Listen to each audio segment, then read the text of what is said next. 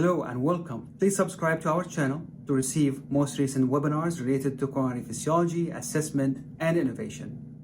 Thank you for watching. I am an interventional cardiologist, but I have gotten a little lost in the foot. I really enjoy thinking about applications of things that we do in the coronaries to my patients who have chronic limb-threatening ischemia.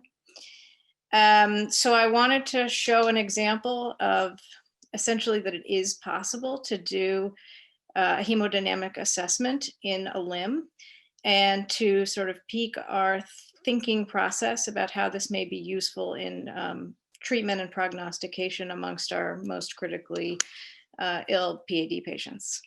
So I have no conflicts of interest. This is a 76-year-old man. He has CAD. He's had a CABG and a surgical AVR. He has diabetes and had a left lower extremity DVT after a recent fall and a tibial plateau fracture. He's not very ambulatory at baseline, so he had chronic left heel ulcerations that became worse after he was immobilized from the tibial fracture. As far as his medical therapy, he's on guideline-directed medical therapy for PAD, inclusive of aspirin, an ACE inhibitor, a high-dose statin, and rivaroxaban. His physical exam is notable for well-controlled blood pressure. He has 2+ pitting edema bilaterally. The left is worse than the right after the DVT. He has chronic venous stasis changes and hyperpigmentation. As far as his pulses, he has 2+ femoral pulses bilaterally. His popliteals are 1+ on the right and non-palpable on the left. His right DP and PT are biphasic bilaterally, and his left PT is biphasic, and his left DP is absent. So as suggested by his physical exam with his normal 2+ femorals, the distal aortic angiogram shows patent common iliacs, patent external iliacs, and patent common femorals.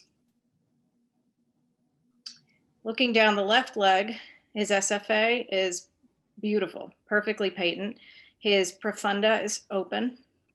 Coming down into his popliteal, he has some disease of his P3 segment of his popliteal. Looking below the knee, so this is the anterior tibial, and you can see that it's proximally occluded. You can see the PT here is patent, and you see a little twig of a peroneal that's occluded.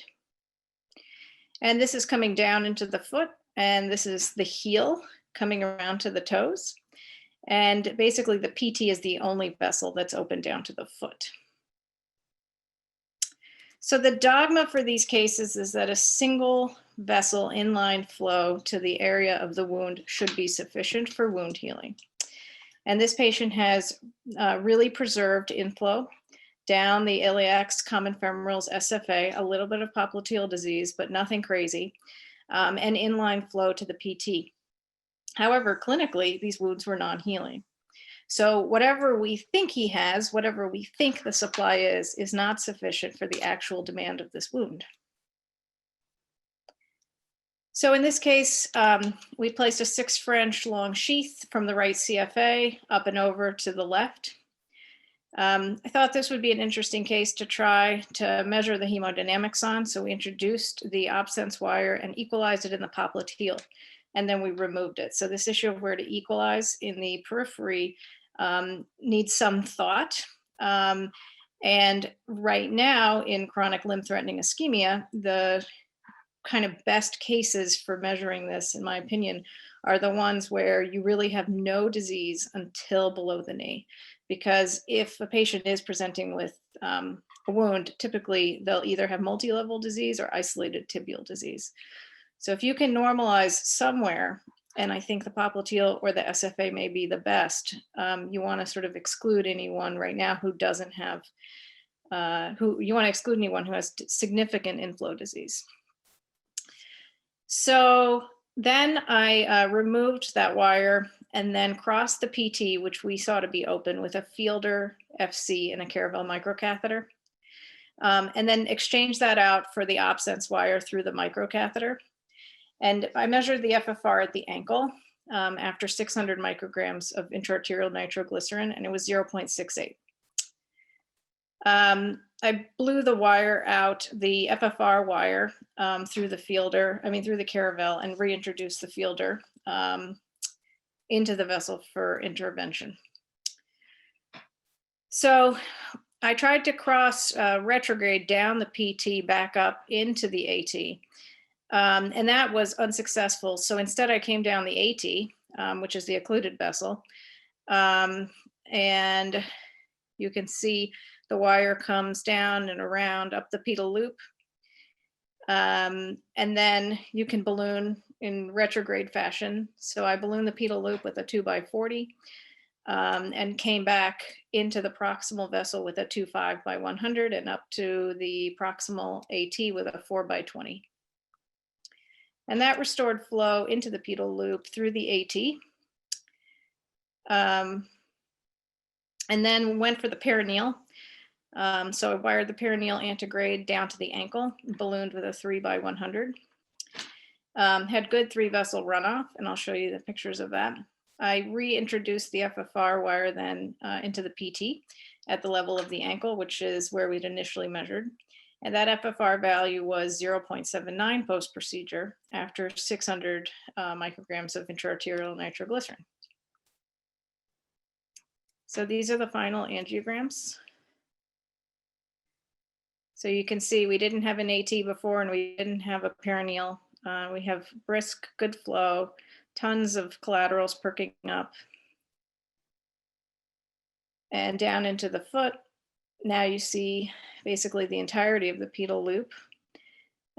Good blush into the heel, which was the area of the wound.